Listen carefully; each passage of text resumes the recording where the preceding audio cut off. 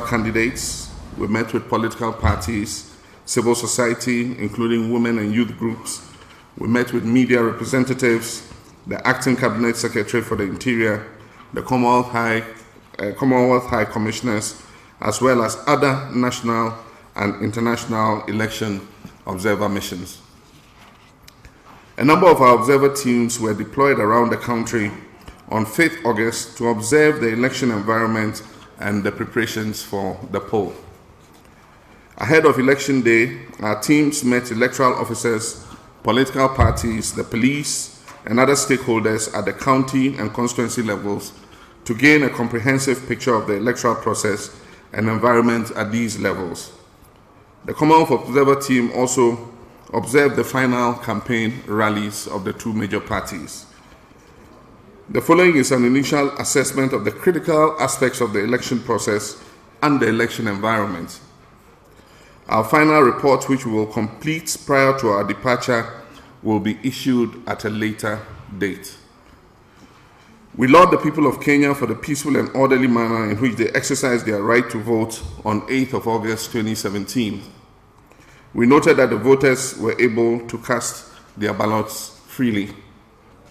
The elections were very competitive, with freedom of association and participation rights respected and provided for.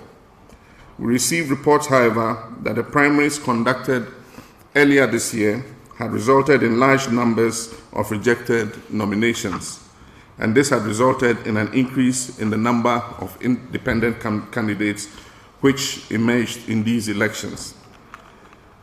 I'm going to skip the pre-election environment. I'm going to skip the media environment. I'm going to skip the electoral and legal framework. I'm going to skip gender parity provisions, and I'll go straight to Election Day. The turnout on Election Day was encouraging, and we noted from media coverage that there were long queues experienced across Kenya. There were reports that voters started queuing as early as 2 a.m.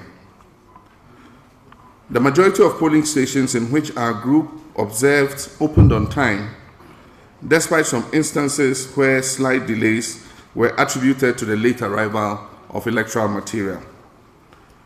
Opening procedures not being finalized on time or as a result of faulty equipment.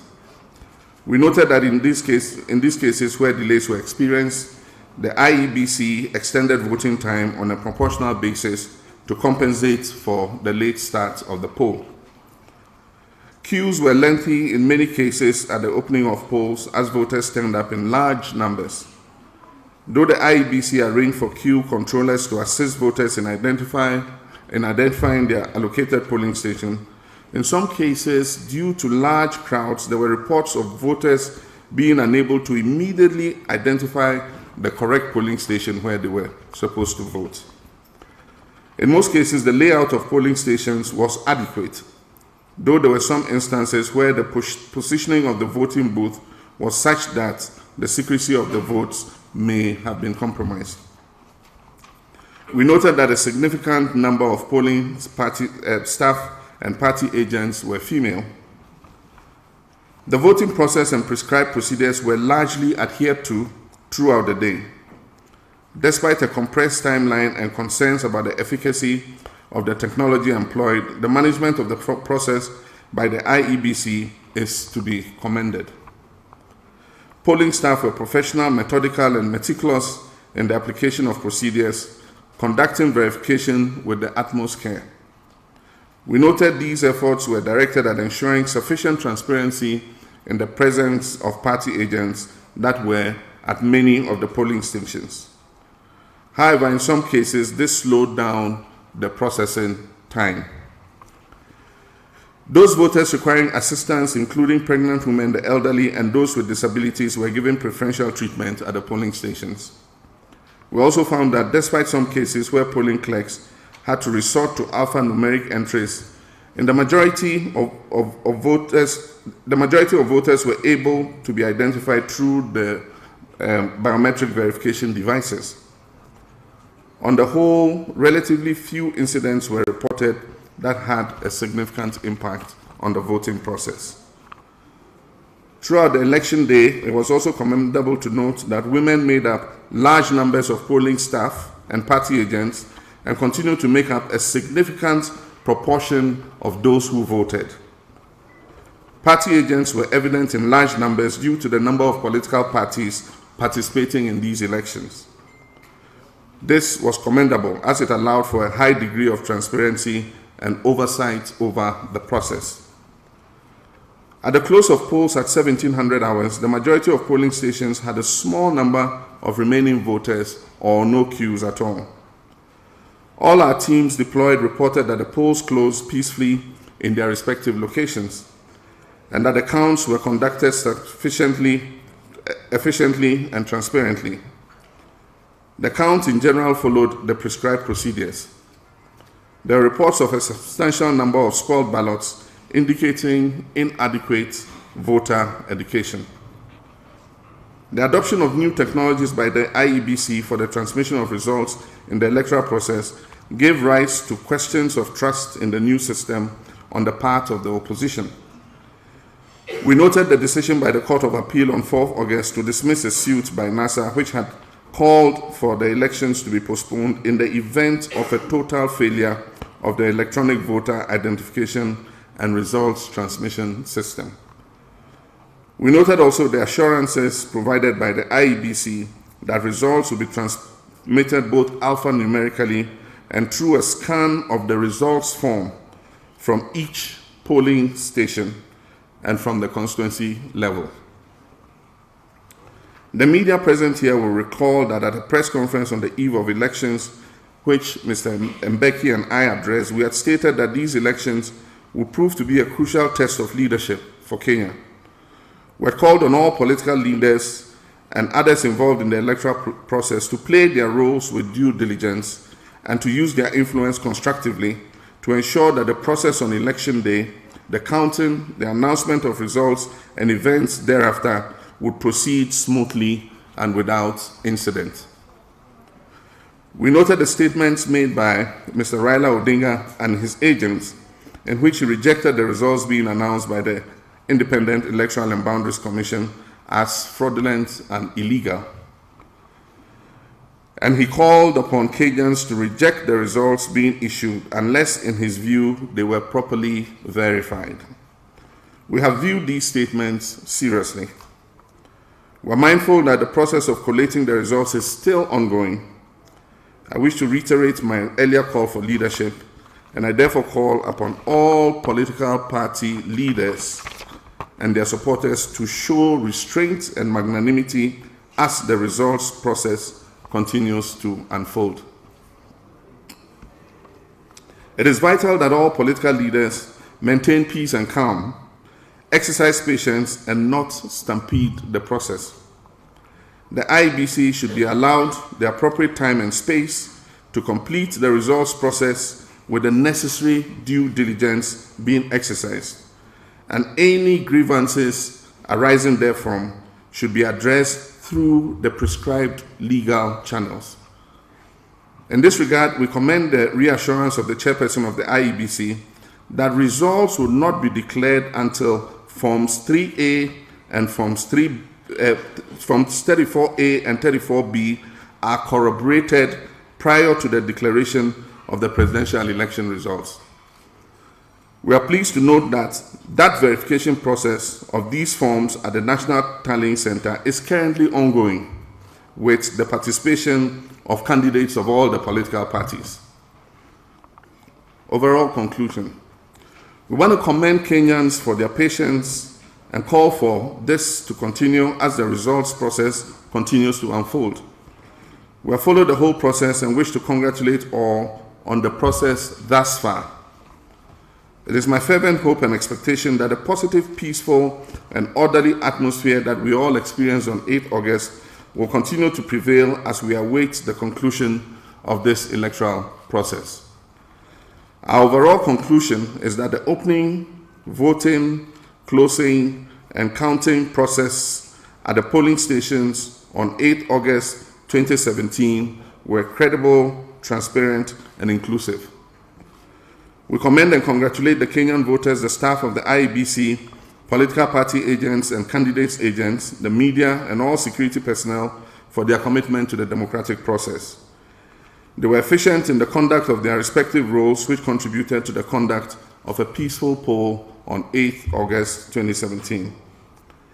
Finally, it is our hope that by bringing this electoral process to a successful conclusion, Kenya will serve as an inspiration for the rising tide of democracy throughout the Commonwealth. Our full assessment of the entire electoral process will be contained in our final report to be issued later. I thank you, ladies and gentlemen. Thank you very much, Your Excellency. The copies of the statements are available at the back, and of course it goes without saying perhaps, but all can be, you can assume that all in the statement has been read into the record. Yes, please. And could you just say your name and organisation, please? Your Excellency, my name is Ghanian President from Noro TV. Away from the Observer Mission, as an African statesman and someone who's faced a competitive election before, what would you say to the hearts and souls that today feel like they have lost or won?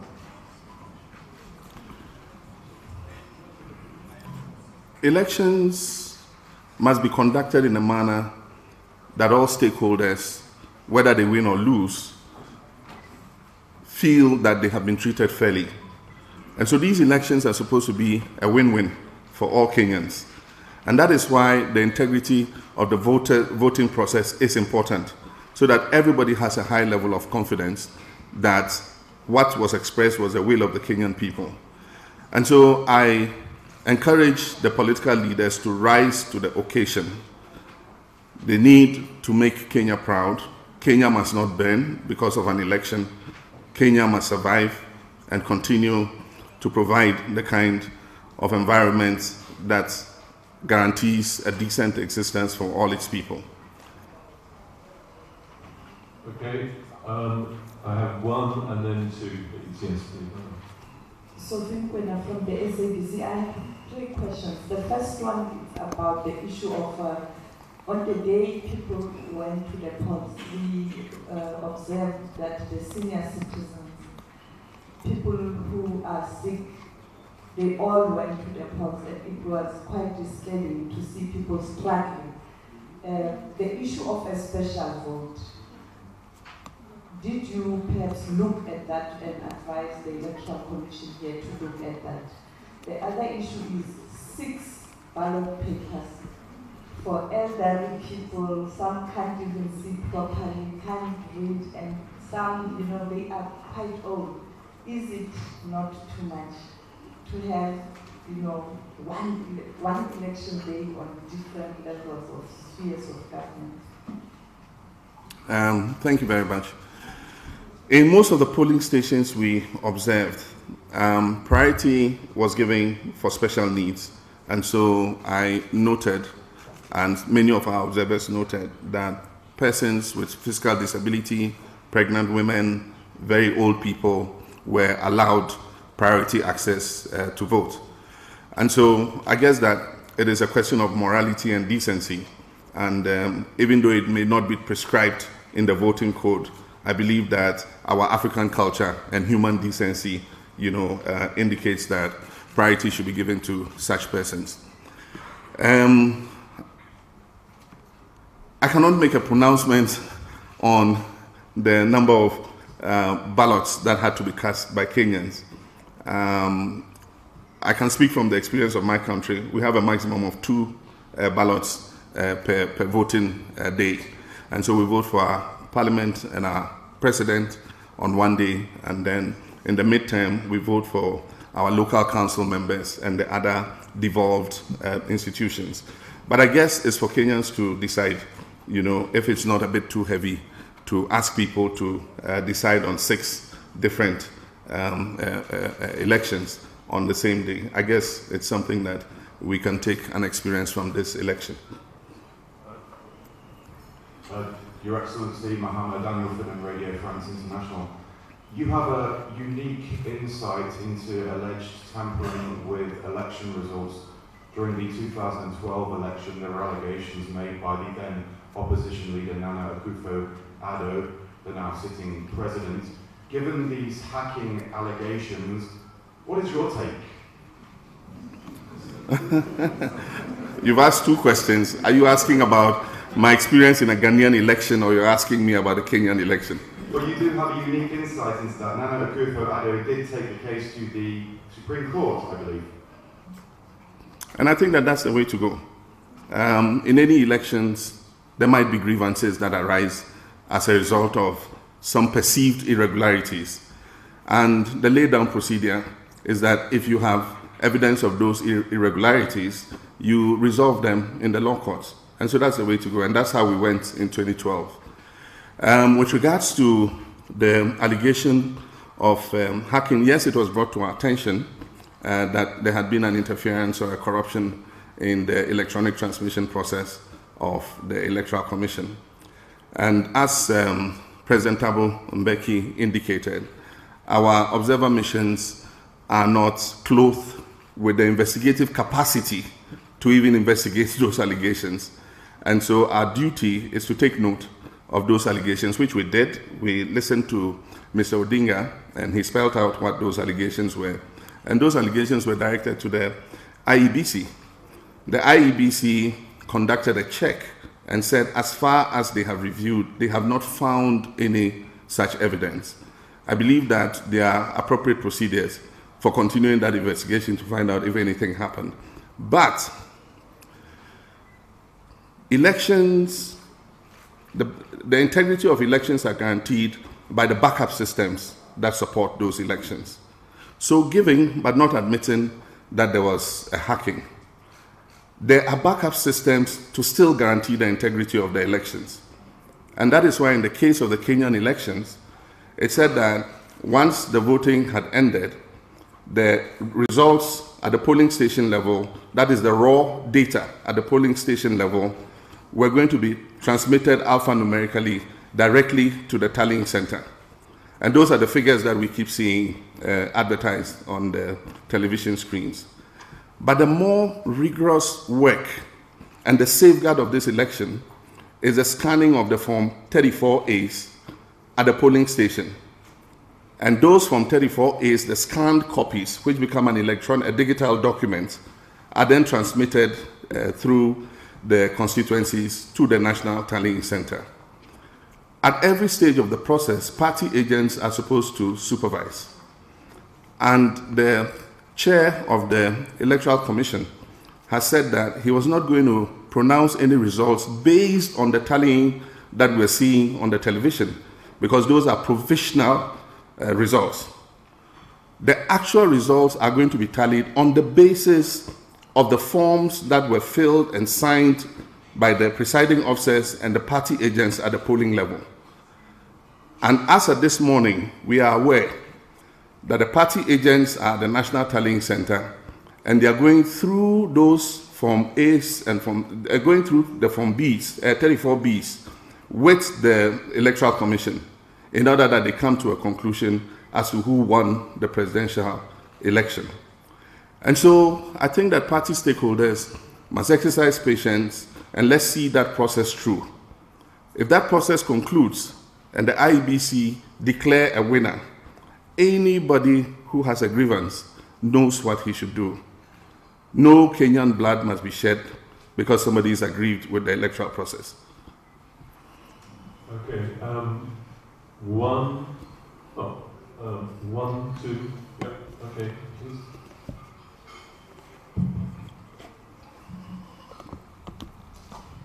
Your Excellency, my name is Arjun Raden from the BBC World Service. My first question is, even according to your report and as it has been in the past, during the voting day, everything is peaceful, and you've even commended Kenya for that. But it appears that there is a continental challenge concerning disputes related to transmission of results and even the final results itself. As a statesman, why do you think this is a problem in our continent, in some parts of the continent that is, and how can it best to address it based on the observer's recommendation? And my final question The sitting President Uhuru Kenyatta, as a stakeholder, have you been in contact with him concerning the progress of the election as the observer mission? And maybe you know of his position, or if you have had any contact with him, maybe because Kenyans are also waiting, he has been very silent. Thank you. Well, I cannot compel him to speak, and so that answers the latter part of your question. I guess he's satisfied with the process so far, and so he's not compelled to speak until that process plays out. But you're talking about disputed elections. It is not easy to lose an election, and it can be very disappointing. But I believe that in an election, both the victor and the loser can both be winners. Because in the end, it is the interest of the people you wish to serve for which that electoral process is taking place. And if the people make a decision and they say we prefer candidate A over you, your victory is to be a gracious loser if you are assured that that process has been free and fair. And if you believe it's not been free and fair and you have grievances, you can still be a winner by using the legitimate procedures to address those grievances. And so, yes, it's difficult to lose, but better a gracious loser than a sore loser.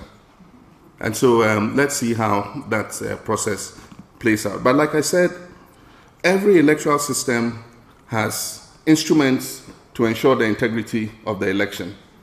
And the IEBC cannot use those instruments. It's the candidates and the parties that must use those instruments.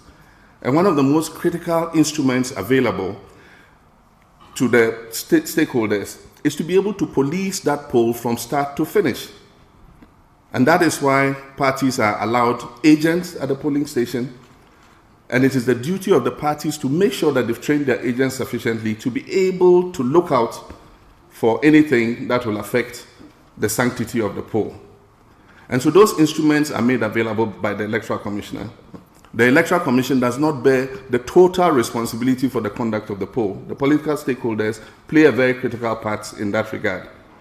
And so once that has been done, and largely the election is seen to be free and fair, and I don't say that elections are perfect and absolute. We've seen disputed elections even in America and other places. Once it is determined that largely the process has been transparent and credible, I think that it behoves on political stakeholders to rise to the occasion and be seen as statesmen. And that is the juncture at which Kenya is.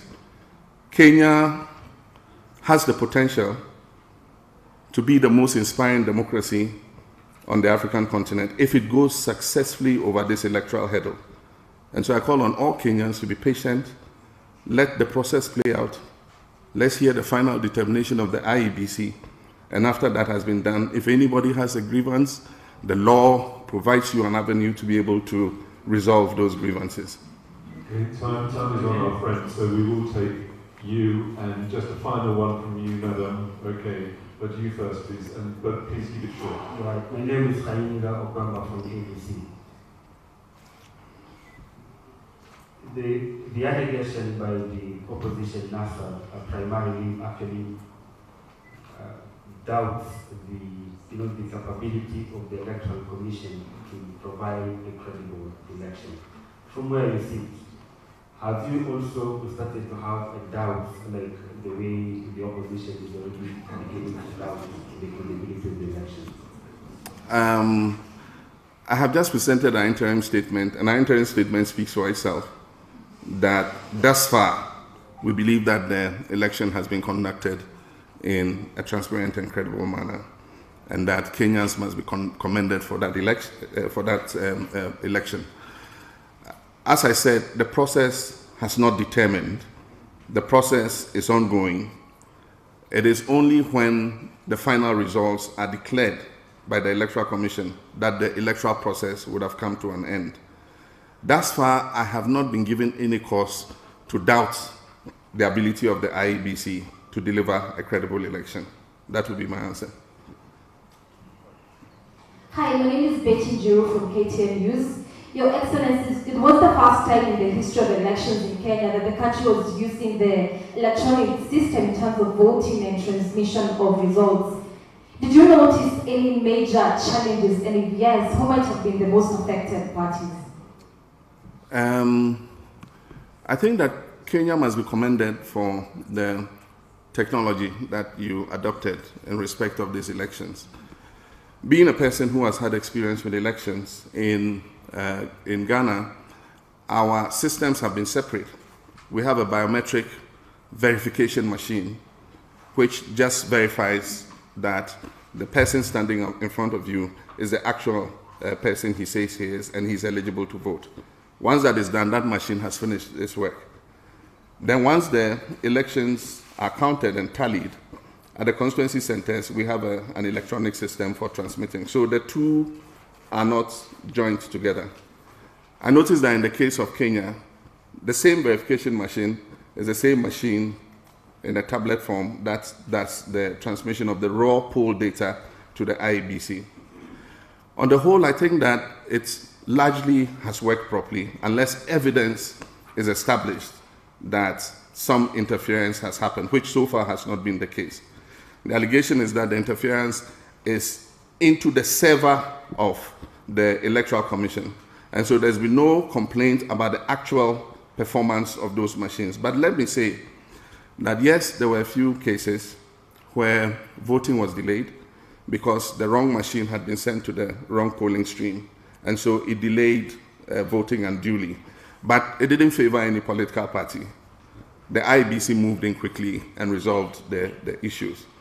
In other cases, we witnessed people were joining the wrong queues. And so they get to the head of the queue, and when they try to verify, they are not registered there, and they are redirected. Fortunately, the template had a means of redirecting the voter. So you see something that says that go to stream 8. And so they were redirected to go to stream 8. I don't know if they had the patience to vote, because if you came early in the morning and you are at the head of queue, and you go and it says it can't verify you because you are in the wrong stream, and they say go to stream 8. Of course, that long queue at stream 8, they're not going to ask you to go ahead of that queue. You're going to start from behind. And so I'm hoping that those who were redirected had the patience to join those queues and cast their ballots. But I think largely the technology worked, unless some evidence come up later that prove otherwise. Okay, thank you very much. On behalf of the Observer Group, thank you very much for your interest and attention. Much appreciated. Thank you.